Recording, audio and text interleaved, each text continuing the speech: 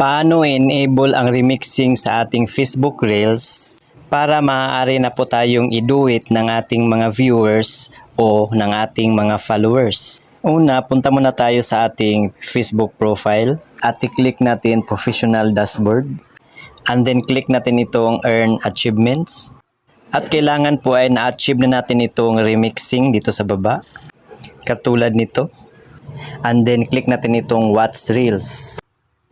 And then puntahan po natin ang ating Reels. I-click natin ito. And then pipili po tayo ng ating video.